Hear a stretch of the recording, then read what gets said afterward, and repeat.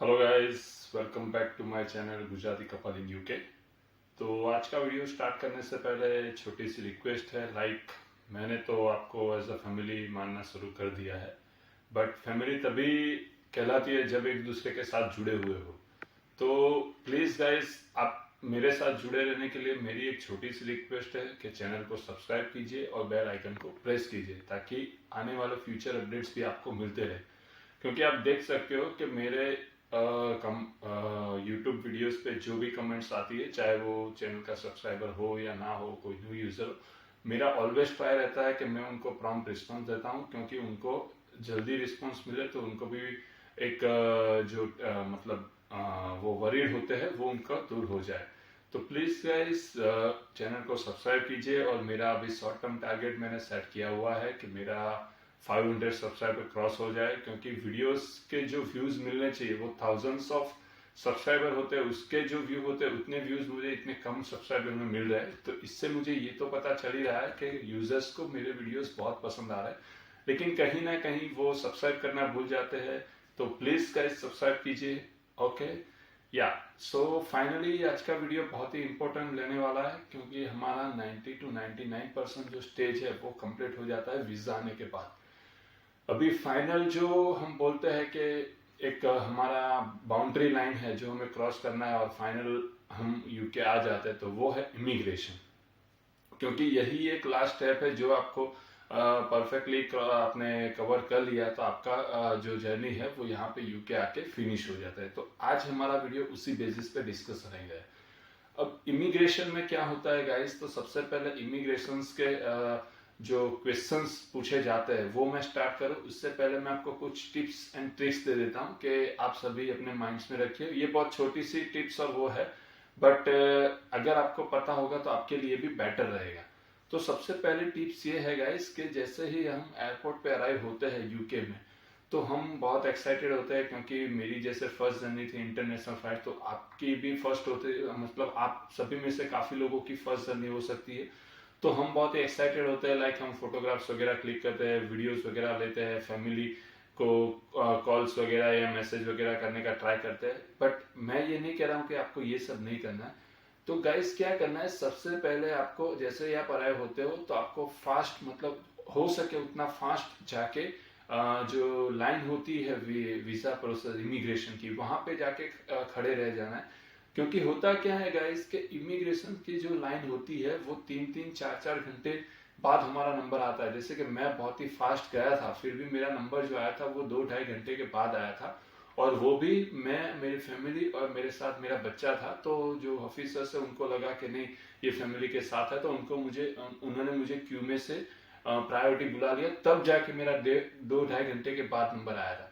क्योंकि क्या होता है गाइस कि इमिग्रेशन की जो लाइन होती है वो हर एक कंट्री से जो होते हैं वो सभी लाइंस में खड़े होते हैं। ऐसा नहीं है कि हम आए हमारी लाइन अलग है इनकी लाइन अलग, सभी लोग खड़े होते हैं। तो मेक श्योर कीजिए गाइस, क्योंकि आप बहुत ही थके हुए होंगे, आप फोटोग्राफ्स वगैरह लोगे, वीडियोस बनाओगे और फिर बाद इमिग्रेशन की लाइन में आओगे, आपका नंबर नहीं आएगा, ऐसा नहीं आएगा, लेकिन उस टाइम पे आप और टायर्ड हो जाओगे और आपका जो एनर्जी है वो और लो हो जाएगा। तो मेक श्योर कीजिए कि एयरपोर्ट्स जैसे ही आप अराइव होते हो तो सबसे पहले आप लाइन क्यू में खड़े रह जाए, और उसके बाद जैसे ही आपका इमिग्रेशन प्रोसेस खत्म होता है उसके बाद आप जी चाहे इतना वीडियोस बनाए, जी चाहे इतना फोटोग्राफ क्लिक करें, क्योंकि उसके बाद आपको कोई टेंशन नहीं होता है, कोई ऐसा नहीं है कि आपको फिनिश करना है या ऐसा कुछ है। फिर आपको एज मर्जी एज आप कर सकते हो। तो ये मेरी पर्सनल टिप्स और एडवाइस है।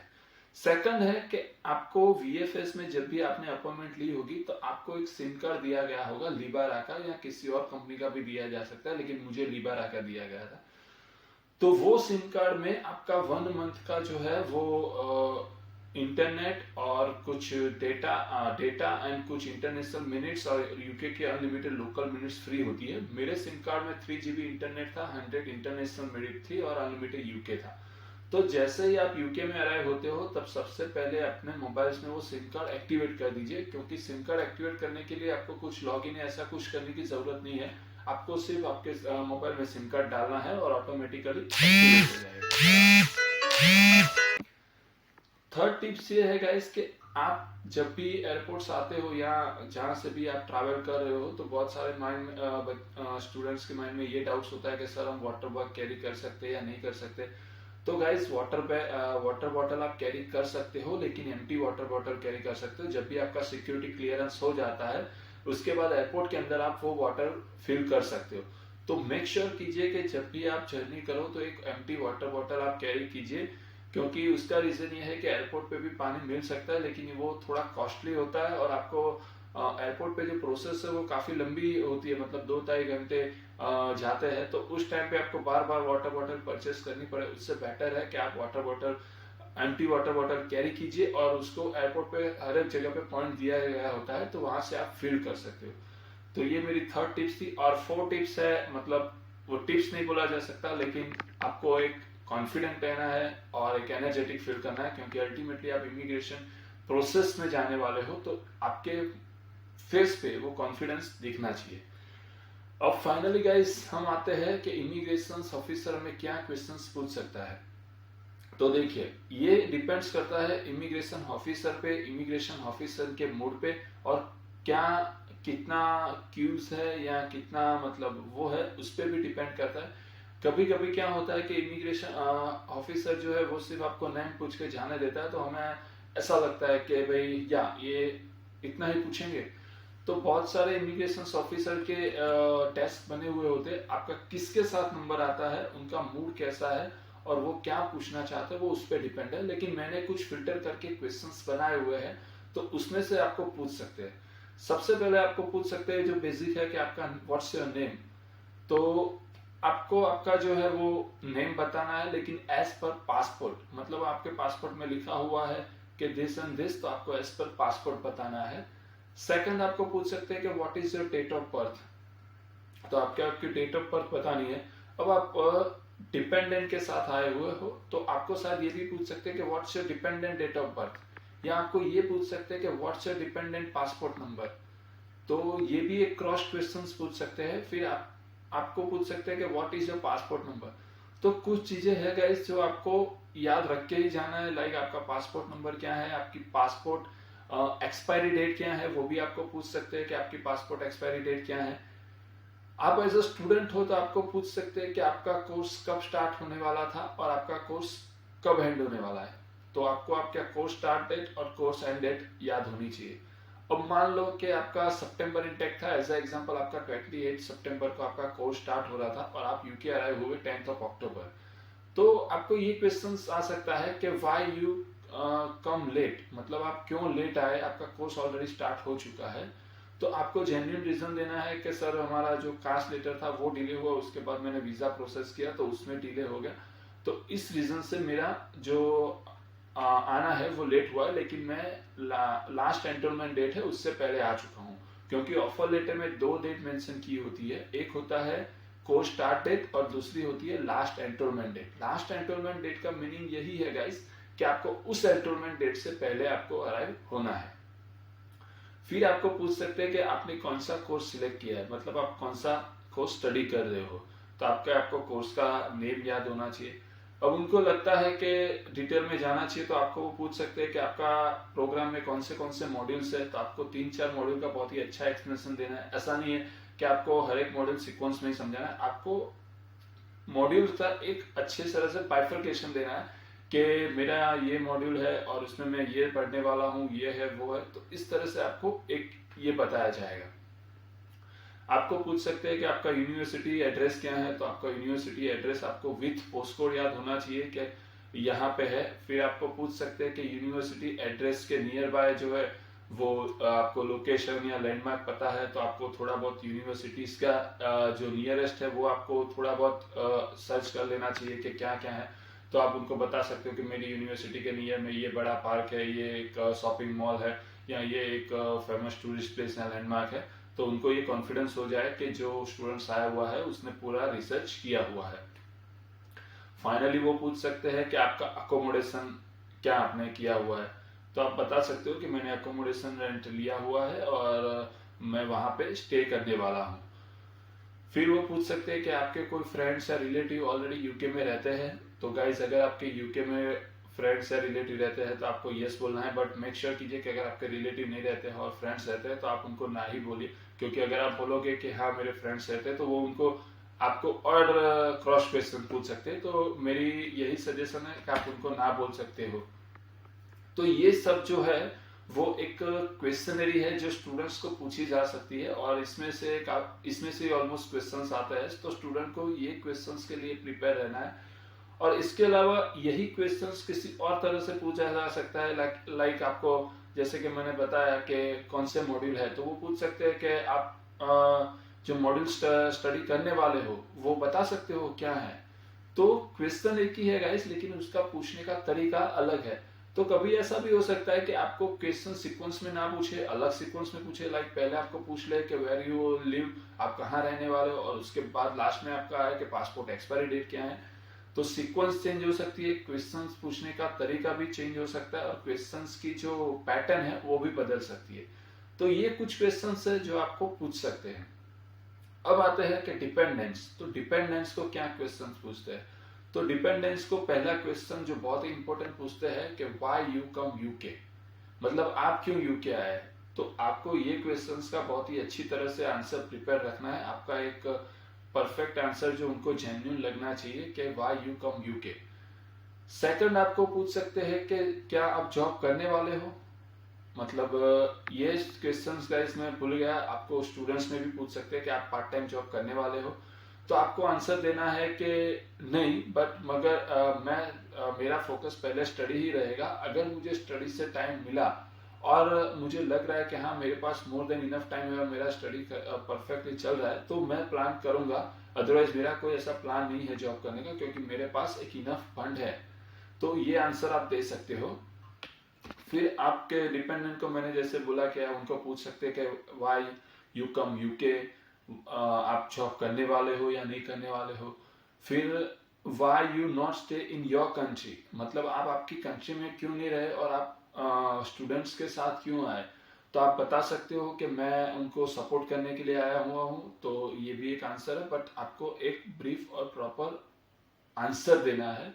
ऐसा नहीं कि आपने एक ही लाइन में आपके आंसर्स खत्म हो गए। तो ये भी मेरी एक टिप्स है गाइस कि अगर आपको वो पूछ रहे हैं कोई क्वेश्चंस, तो आप उनका आंसर थोड़ा अच्छी तरह से दीजिए, तो क्रॉस क्वेश्चन आए वही उसके पहले कवर हो जाए। तो ये एक आपको ध्यान रखना है कि एक क्वेश्चन अगर पूछ रहे हैं उसमें आप 2-3 आंसर दे दीजिए, तो उनका जो आगे का क्वेश्चन अगर वो माइंड कर रहा है तो वो वहां पे स्किप कर दे। जैसे कि वो पूछ रहे हैं कि व्हाट्स योर कोर्स नेम, तो आप बता सकते हो my course name in this this and मैं उस कोर्स में ये सब्जेक्ट स्टडी करने वाला हूँ। तो वो अब सब्जेक्ट का क्वेश्चन अगर पूछना चाहते थे तो वो ऑलरेडी आपने कवर कर लिया, तो वो आपको नहीं पूछेंगे। अब डिपेंडेंट को पूछ सकते हैं कि हाउ विल यू सर्वाइव, मतलब आप सर्वाइव कैसे करोगे। तो आप बता सकते हो कि मेरे पास भी मतलब डिपेंडेंट का भी हमने फंड शो किया होता है, तो आप बता सकते हो कि मेरे पास भी इनफ फंड है, तो मैं अपना सर्वाइवल इजीली कर सकता हूँ। तो यही गाइस है, स्टूडेंट्स के क्वेश्चंस मैंने कवर किए, फिर जो है वो डिपेंडेंट के क्वेश्चंस भी मैंने कवर किए। और इसके अलावा आप बच्चे के साथ आते हो तो उसको तो मतलब वो छोटा होता है तो उसको कोई क्वेश्चंस नहीं पूछे जा सकते, लेकिन डिपेंडेंट या स्टूडेंट्स यानी कि या मदर या फादर दोनों में से एक को स्टूडेंट्स का रिगार्डिंग क्वेश्चंस पूछे जा सकते हैं। अब बहुत ही इंपॉर्टेंट गाइस बात आपको याद रखनी है, वो ये है कि जब भी आप इमिग्रेशन ऑफिसर से कॉन्वर्जेशन करते हो तो उनका जो टोन होता है वो पूरा ब्रिटिश लैंग्वेज होता है। हमारा इंग्लिश कितना भी पावरफुल हो, लेकिन हमको उनका टोन समझने में काफी दिक्कत नहीं बोल सकते, लेकिन कभी कभी प्रॉब्लम आ सकती है, क्योंकि उनका ब्रिटिश लैंग्वेज टोन है और हमारा पर्टिकुलर हमारी ओरिजिन कंट्री से होता है। तो मेक श्योर कीजिएगा कि अगर आपको वो कोई क्वेश्चन पूछ रहे हैं तो आप उसका आंसर आपके माइंड से समझ के मत दीजिए। आपको वो पूछ रहे हैं तो उसका अगर आपको समझ में नहीं आ रहा है छोटे से छोटी लाइन, तो आप उनको बोलिए कि please can you repeat again. वो आपको एक बार नहीं, 2 बार नहीं, 3 बार रिपीट करेंगे, लेकिन मेक श्योर कीजिए कि आप अपने माइंड से समझ के आप उसका आंसर ना दीजिए, क्योंकि हो सकता है उन्होंने कुछ और क्वेश्चन पूछा और आपने कुछ और आंसर दे दिया, तो आपकी ट्रबल और बढ़ सकती है। तो ये एक मेरी लास्ट में बहुत ही एडवाइजेबल टिप्स थी कि आपको नहीं समझ आ रहा है तो आप उनको बोल सकते हो कि कैन यू स्पीक स्लोली और कैन यू रिपीट अगेन, तो वो रिपीट अगेन भी करेंगे और आप उसका आंसर बहुत ही अच्छी तरह से दे सकते हो। अब इमिग्रेशन में क्या होता है गाइस के बहुत रेयर केस में ऐसा होता है कि उनको कहीं पे डाउट जाता है तो वो फिर आपको साइड करते हैं और पर्सनली आपको एक अलग जो उनका कैबिन या ऑफिस होता है उसमें ले जाते हैं। क्योंकि मैं जब लाइन में खड़ा रहा था तो एक स्टूडेंट्स था जो उसको इमिग्रेशन ऑफिसर ने काफ़ी सारे क्वेश्चंस किए और फिर आई डोंट नो कि उनको उनके क्वेश्चंस के आंसर सेटिस्फाइड नहीं मिले या क्या हुआ, तो उनको एक साइड करके एक अलग रूम में ले जाया गया। अब उसके बाद मैं आधे घंटे एक घंटे तो क्यू में खड़ा था, तब तक वो बाहर नहीं आया था। अब उसके बाद क्या हुआ मुझे नहीं पता है। तो गाइस बहुत ही रेयर केस में ये हो सकता है कि अगर उनको आंसर्स नहीं प्रॉपर लगे हैं या कुछ भी डाउट्स है तो आपको वो क्रॉस एग्जामिनेशन भी कर सकते हैं, बट आई होप कि ऐसा कुछ नहीं होगा।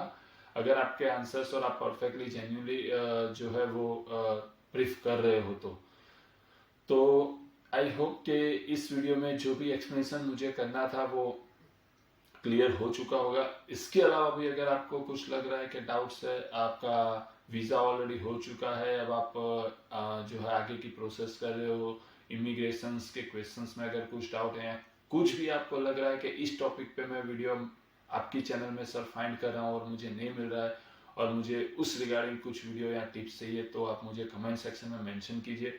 मैं उसका भी आंसर आपको देने का ट्राई करूंगा और हो सकेगा तो मैं उस पर एक सेपरेट वीडियो भी बनाऊंगा।